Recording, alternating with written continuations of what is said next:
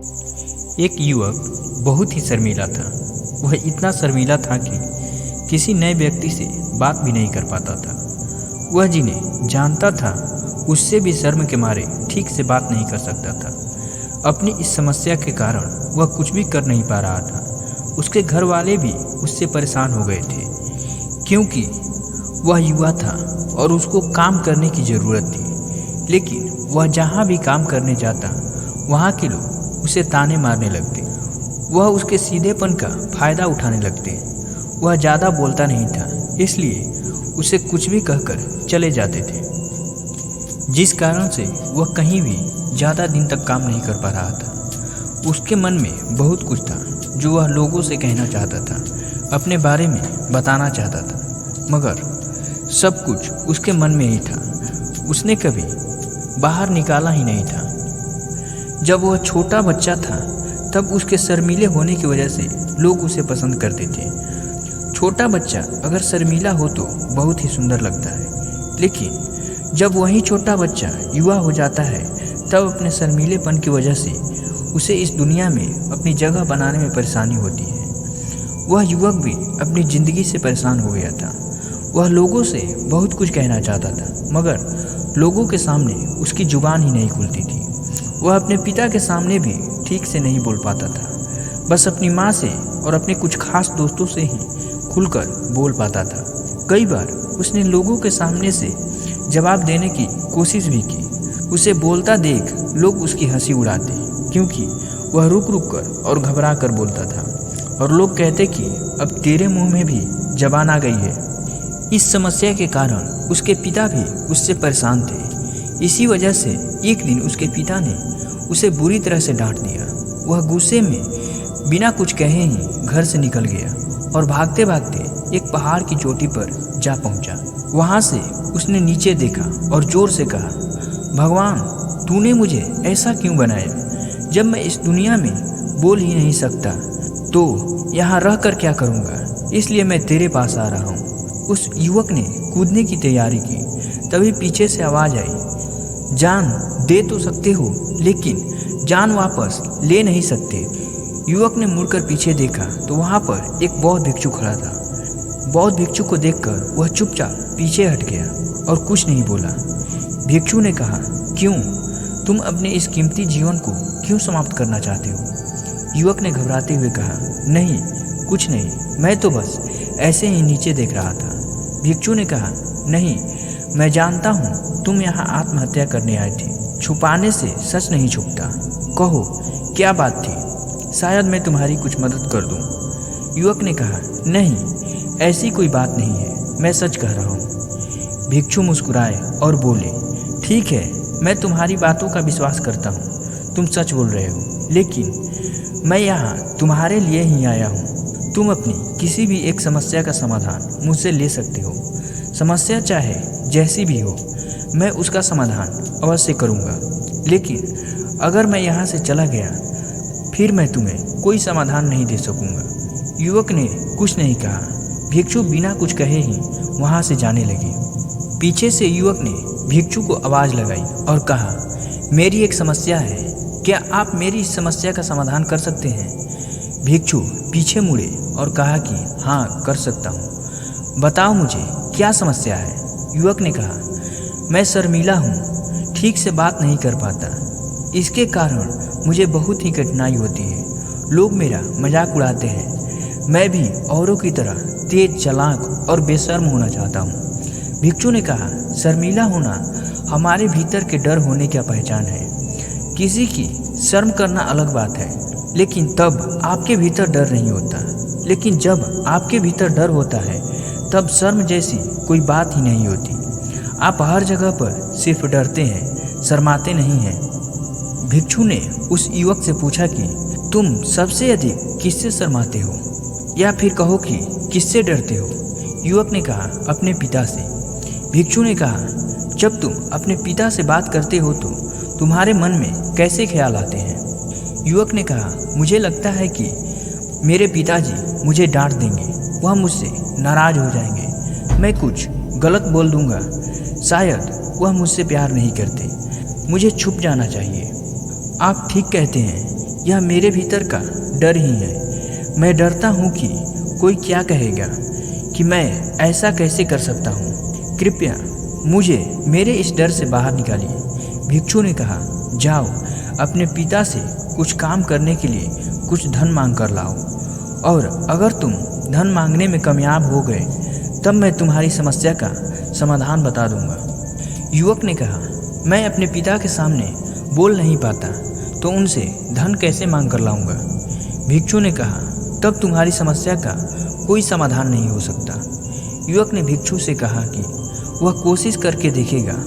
वह युवक अपने पिता के पास पहुंचा और डरते डरते कहा, पिताजी, मैं कुछ काम करना चाहता हूं जिसके लिए मुझे धन की आवश्यकता है। क्या आप मुझे कुछ धन दे सकते हैं? पिता ने युवक की तरफ गौर से देखा और कहा, मुझे खुशी है कि तुम कुछ करना चाहते हो। पिता ने कुछ धन अपने पुत्र के हाथ में रखते हुए कहा कि इतना धन काफ़ी है या फिर कुछ और धन चाहिए? युवक ने कहा, जी हाँ, इतना ही बहुत है। वह धन लेकर वह दौड़ता हुआ उस बौद्ध भिक्षु के पास पहुंचा और वह धन रखकर कहा कि आप मेरी समस्या का समाधान बताइए। भिक्षु ने कहा, एक और काम करना है तुम्हें, इसके बाद मैं तुम्हारी समस्या का समाधान बता दूंगा। बिना उस काम के समस्या का समाधान नहीं हो सकता। युवक ने कहा, अब क्या करना है? भिक्षु ने कहा, जाओ और यह धन अपने पिता को वापस कर दो और उनसे कहो कि तुम अभी कोई काम नहीं करना चाहते। जब समय आएगा तो मैं आपसे यह धन लेकर वह काम कर लूँगा। यह सुनते ही उस युवक के प्राण सूख गए। वह कांप गया और उसने कहा कि मेरे पिताजी मुझे मार डालेंगे। भिक्षु ने कहा, अगर तुम यह नहीं करोगे तो तुम्हारी समस्या का भी समाधान नहीं हो सकेगा। वह युवक डरते डरते उस धन को लेकर अपने पिता के पास पहुंचा और कहा कि पिताजी, क्षमा करें, पर मैं अभी कोई काम नहीं करना चाहता हूं। जब मैं काम करूंगा तो मैं आपसे यह धन ले लूँगा। पिता ने उस युवक की तरफ घूरा और देखकर कहा, मैं समझता हूँ, मैं खुश हूँ कि तुम बुद्धिमान हो। कोई भी काम केवल धन से नहीं होता। पहले हमें निर्णय लेना होता है कि हमें क्या करना है, फिर उस कार्य को समझना पड़ता है, उसमें हम कितने सफल हो सकते हैं इसका अनुमान लगाना पड़ता है, और तब कहीं जाकर धन का उपयोग किया जाता है। मैं खुश हूँ कि तुमने बुद्धिमानी से काम लिया। जब तुम यह समझ जाओ कि तुम्हें क्या करना है तब मुझसे आकर धन वापस ले लेना। पिता के मुख से ऐसे शब्द सुनकर जिसकी उसे बिल्कुल भी उम्मीद नहीं थी, वह बहुत खुश हुआ और इसी खुशी में वह अपने पिता के गले लग गया। पिता ने भी उसे गले लगाकर उसका हौसला बढ़ाया। वह भागकर उस बौद्ध भिक्षु के पास गया और कहा, जैसा आपने कहा था वैसा ही मैंने वह धन अपने पिता को वापस कर दिया। भिक्षु ने कहा, अब बस एक आखिरी समस्या रह गई है, जिसके बाद तुम्हारी समस्या का समाधान हो जाएगा। बस एक आखिरी और काम करना है। युवक ने कहा, अब क्या काम करना है? क्या पिता से फिर से पैसे मांगने हैं? भिक्षु ने कहा, नहीं, यह एक बहुत ही सरल सा काम है। मैं जानता हूँ कि तुम कर लोगे। बौद्ध भिक्षु ने अपनी झोली से एक सुंदर मूर्ति निकाली और उस युवक को देते हुए कहा कि यह मूर्ति समस्या का समाधान बताएगी। तुम्हें इस मूर्ति को 100 सोने के सिक्कों में बेचनी है। अगर तुमने ऐसा किया तब मैं उसी समय तुम्हारी समस्या का समाधान कर दूंगा। युवक ने कहा, इस मूर्ति के 100 सोने के सिक्के कौन देगा? 1 या 2 सिक्के तो मिल सकते हैं, 100 सोने के सिक्के तो कोई देने वाला नहीं है। वह युवक मूर्ति लेकर वहाँ से चला गया और बाजार में पहुँचा। वह चुपचाप मूर्ति लेकर एक जगह पर बैठ गया और इंतजार करने लगा कि कोई आएगा और उससे यह मूर्ति खरीदने के लिए पूछेगा। लेकिन बहुत देर इंतजार करने के बाद भी उसके पास कोई नहीं आया।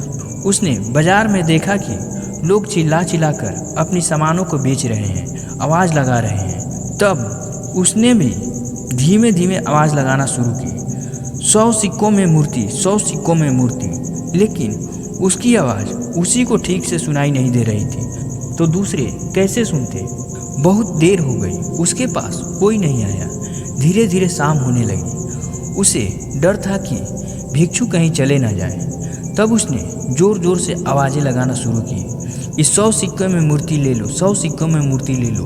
उसकी आवाज़ सुनकर लोग उसके पास खींचे चले आए और पूछे कि इस मूर्ति में ऐसा क्या है कि कोई इसे 100 सोने के सिक्के खर्च करेगा। युवक ने कहा, मुझे पता नहीं, मुझे यह मूर्ति 100 सोने के सिक्के में ही बेचनी है। लोगों ने कहा, इस मूर्ति को कोई नहीं खरीदेगा। क्या है इस मूर्ति में जो इसके लिए कोई भी इसे 100 सोने का सिक्का देगा। बहुत समय गुजर गया, शाम होने लगी। इसी बीच सैकड़ों लोगों ने मूर्ति को देखने के लिए कहा। उनसे बातचीत, उन्हें समझाने की कोशिश की। वह अपने मूर्ति को 100 सोने के सिक्के में बेचना चाहता था, कृपया खरीद ले। लेकिन किसी ने वह मूर्ति नहीं खरीदी। तब उसने बाजार में देखा कि लोग अपनी चीज़ों की खूबियाँ बता रहे हैं, तो भी उस सामान में है भी या नहीं उसे भी बता रहे हैं। तब जाकर लोग कोई सामान खरीदते हैं। तब उसने सोचा और उसने ज़ोर ज़ोर से आवाज़ लगाई, समस्या का समाधान निकालने वाली मूर्ति है, समस्या का समाधान निकालने वाली मूर्ति है, मेरे गुरु की मूर्ति है। इस दुनिया में सिर्फ एक ही है, जिसके पास भी होगी उससे कोई समस्या नहीं होगा। यह सुनकर लोग उसकी तरफ खींचे चले आए और लोगों ने पूछा, क्या वाकई यह मूर्ति रखने से समस्या का समाधान हो जाता है? युवक ने कहा, हाँ हो जाता है। कोई भी समस्या हो, आप उस समस्या से बाहर निकल ही जाएगी अगर यह मूर्ति आपके पास होगी। सबको वह मूर्ति चाहिए थी। उस युवक ने मूर्ति के दाम लगाने के लिए कहा। कोई 100 देने के लिए तैयार था, तो कोई 200, तो कोई 400, तो कोई 1000। उस मूर्ति की कीमत बढ़ती जा रही थी। जैसे जैसे लोगों को पता चल रहा था कि मूर्ति समस्या का समाधान करती है, तो लोग उसे किसी भी कीमत पर खरीदने के लिए तैयार हो रहे थे। इस बीच उस युवक ने सैकड़ों लोगों से बातें की, उन्हें अपने बारे में बताया, उन्हें समझाया। उसकी आवाज़ में दम था, घबराहट नहीं थी, एक भरोसा था। वही भरोसा लोगों को नजर आ रहा था। और अंत में जब अंधेरा होने लगा, तब उस लोगों से कहा कि यह उसके गुरु की मूर्ति है, इसलिए वह इसे बेचना नहीं चाहता। अब आप सब जा सकते हैं। तब वह युवक खाली हाथ भिक्षु के पास पहुंचा और भिक्षु को मूर्ति वापस देते हुए कहा कि इस मूर्ति ने मेरी इस समस्या का समाधान कर दिया गुरुदेव, पर मैं इसे 100 सोनों के सिक्के में नहीं बेच पाया। मेरी समस्या का समाधान करने के लिए आपका बहुत बहुत धन्यवाद। भिक्षु ने कहा, मैंने तुम्हारी समस्या का समाधान नहीं किया है, तुमने खुद अपनी समस्या बनाई थी और उसका समाधान भी तुमने खुद ही किया है। डर तुम्हारी समस्या थी, कुछ करूँगा तो क्या होगा, लोग क्या कहेंगे, यही तुम्हारी समस्या थी। और अपने डर का सामना कर तुमने सैकड़ों लोगों का सामना किया। जिसे तुम शर्माना कहते हो वह निकल गया। हम सभी अपनी ज़िंदगी में किसी न किसी चीज़ से हमेशा डरते हैं, और विश्वास रखिए, जब तक आप डरते रहेंगे तब तक आप डरते ही रहेंगे। जिस दिन आप अपने डर का सामना करेंगे, उस दिन आप किसी से भी शर्माएंगे नहीं या फिर कहें कि डरेंगे नहीं। और जब आप डरेंगे नहीं, तब आप जो करना चाहते हैं उसे करने से आपको कोई रोकने वाला नहीं होगा।